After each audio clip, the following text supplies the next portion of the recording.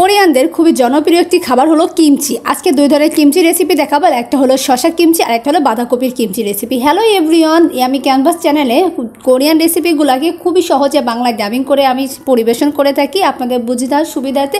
তো আজকে দেখাবো বাঁধাকপি এবং শসা কিমচি। প্রথমে দেখাবো বাঁধাকপির কিমচি রেসিপি। বাঁধাকপির কিমচি রেসিপি তৈরি করার জন্য প্রথমে বাঁধাকপিটাকে ভালো করে পরিষ্কার করে এটাকে চার খণ্ডিত করে নিন এবং এর ভিতরে লবণটাকে ভালোভাবে হাতের সাহায্যে মাখিয়ে নিতে হবে যাতে লবণটা প্রত্যেকটা বাঁধাকপির স্তরে স্তরে পৌঁছায়।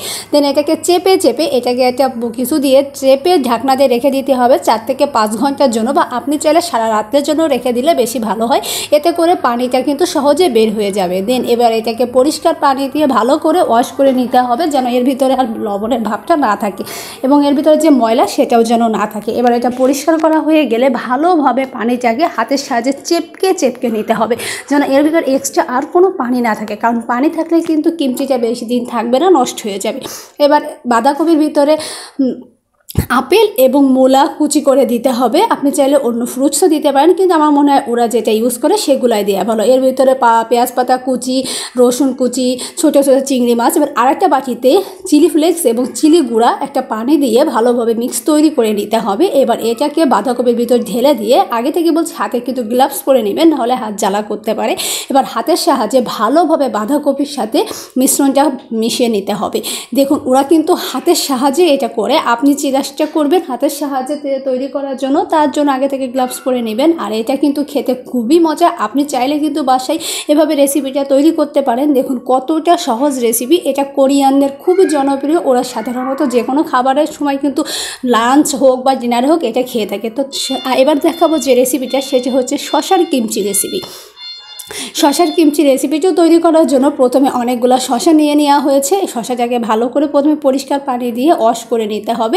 দেন এবার এটাকে ছুরির সাহায্যে 4 খণ্ডিত করে নিতে হবে। আপনি চাইলে যে কোনোভাবে কেটে নিতে পারেন, কিন্তু আমার মনে হয় যেহেতু কোরিয়ানরা এ বিষয়ে খুবই এক্সপার্ট, তো ওরা যেভাবে এটাকে কেটে নিচ্ছে সেভাবেই করে নেওয়া ভালো। কারণ দেখা যাচ্ছে বেশি ছোটো ছোটো করলে যখন এটা কিছুদিন পরে এটা তুলতে গেলে ভেঙে যায়, এর থেকে বেটার এইভাবেই কেটে নেওয়া। তো যাই হোক, এটা কেটে নেওয়া হয়ে গেলে এবার এতে লবণ ভালো করে মিক্স করে নিতে হবে। আগেরবারও যেমন লবণ মিক্স করে নেওয়া হয়েছিল বাঁধাকপিতে, এতেও কিন্তু বাঁধাকপির মতন লবণ দিয়ে দিতে হবে।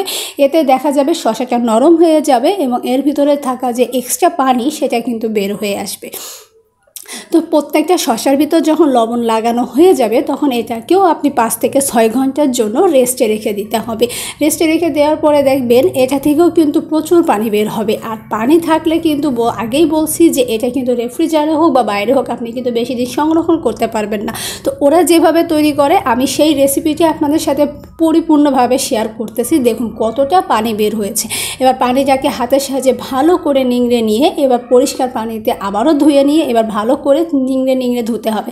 আপনি চাইলে এটা ফ্যানের নিচে দিয়েও পানিটা শুকাইতে পারেন, আবার এখানে কিন্তু রোদে শুকাইতে দেওয়া হচ্ছে। আপনি যে কোনোভাবেই এটা শুকাইতে পারেন, কিন্তু দেখতে হবে যেন এর ভিতরে কোনো পানি না থাকে। তো আমার ভিডিও যদি ভালো লাগে লাইক করবেন, কমেন্ট করবেন, শেয়ার করবেন।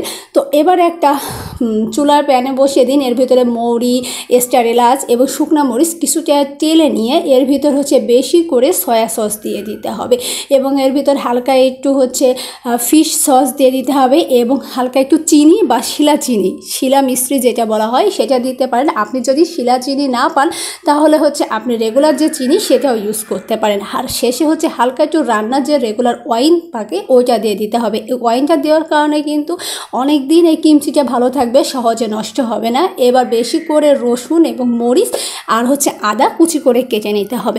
আমরা যেমন সাধারণত আচার তৈরি করি, যেমন আমরা হচ্ছে আদা, রসুন, পেঁয়াজ এবং হচ্ছে মরিচটা দিয়ে থাকি, ওরা কিন্তু কিমচির ভিতরে ঠিক এগুলোকেও দিয়ে থাকে।